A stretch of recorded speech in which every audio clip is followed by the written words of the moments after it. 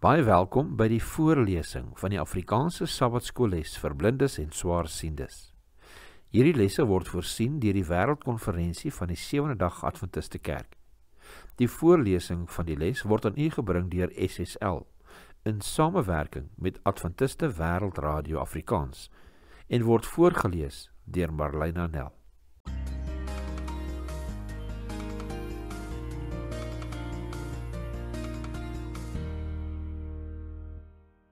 Donderdag 23 Oktober, die tweede beste opsie. Kom ons bid saam. Liewe Vader, weer eens baie dankie vir nog 'n dag en nog 'n studie. Wees asseblief met ons, dat ons hierdie mag verstaan. Ons vra dit in Jesus naam alleen. Amen. Lees Eksodus 17 vers 7 tot 13 en Josua 6 vers 15 tot 20.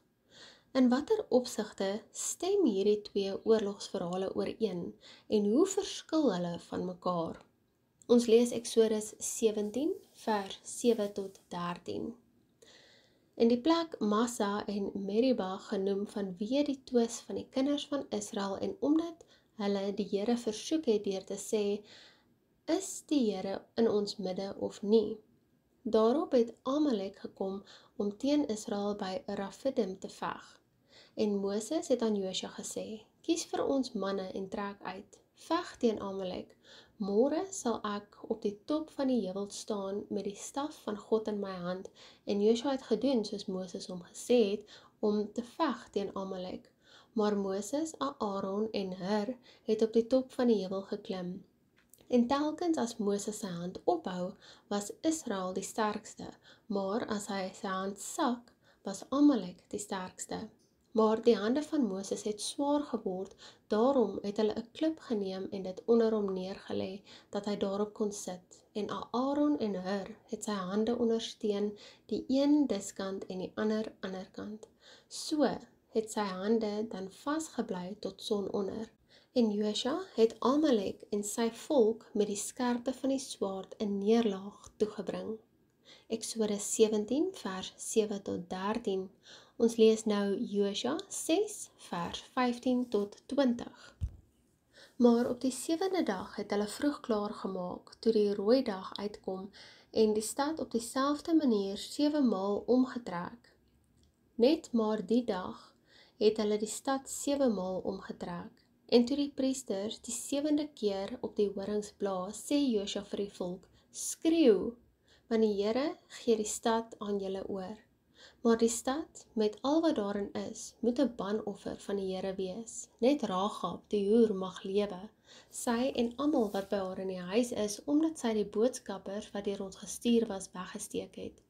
Maar neem julle net in ag vir die ban, dat julle nie, terwyl julle met die banvloek tref, tog van die bangoed neem en die laar van Israel onder die ban bring en dit in die ongeluk stort nie. Maar al die silwer en goud en koper en ystervoorwerpe is heilig aan die Here. Dit moet by die skat van die Here kom. Toe skreeu die volk, en hulle het op die horings geblaas. En toe die volk die geluid van die horing hoor, het die volk 'n groot krygsgeskreeu aangehef, en die muur het op sy plek ingeval, en die volk het in die stad geklim, elkeen reg voor hom uit, en hulle het die stad ingeneem.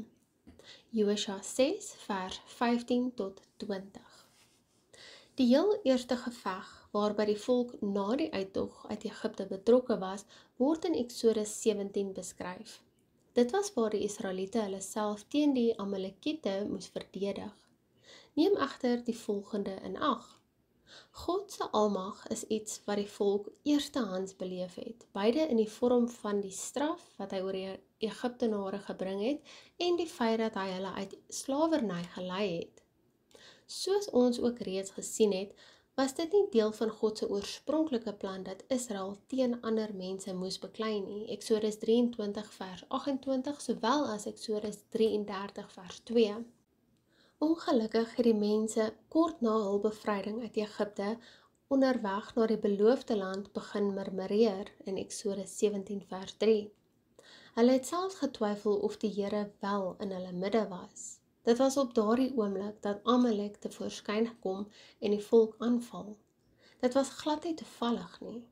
God het toegelaat dat die Amalekiete Israel aanval, sodat hulle kon leer om weer op hom te vertrou.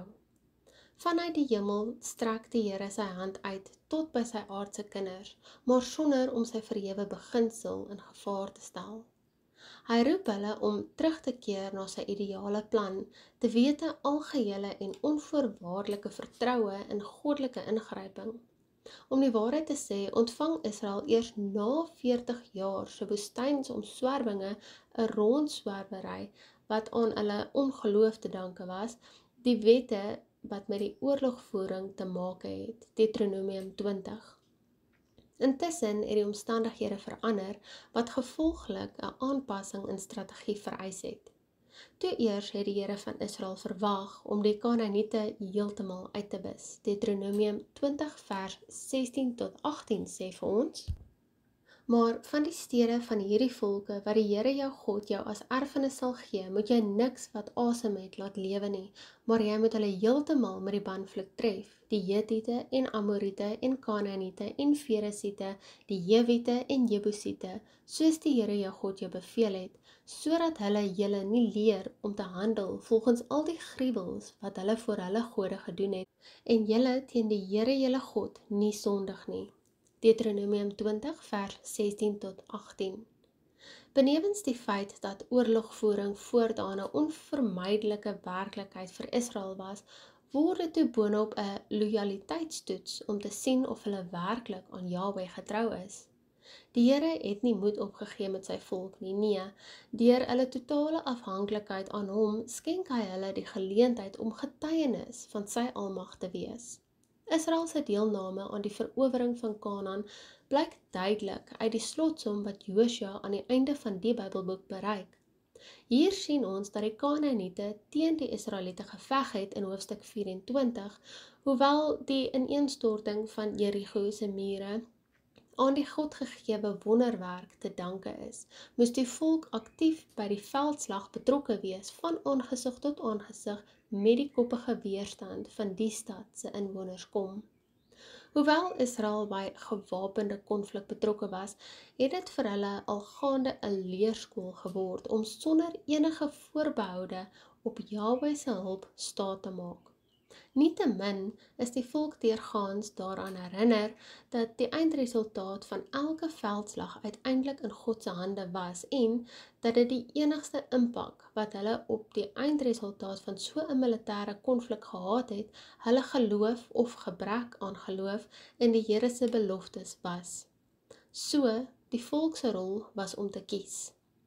Ons lees Josua 7 vers 12 en 13. En die kinders van Israel sal nie kan standhou voor hulle vyande nie. Hulle sal al vyande die rug gee, omdat hulle self 'n ban geword het. Ek sal nie meer met julle wees, tensy julle die ban onder julle uitverdelg nie. Staan op, heilig die volk en sê, heilig julle self teen môre, want so sê die Here, die God van Israel, daar is 'n ban in jou midde, Israel. Jy sal nie kan standhou voor jou vyande tot julle die ban onder julle verwyder het nie. Josua 7 vers 12 en 13. Ons sluit af met Josua 10 vers 8. Die Here het aan Josua gesê, wees nie bevrees vir hulle nie, want ek gee hulle in jou hand. Niemand van hulle sal voor jou standhou nie. Josua 10 vers 8.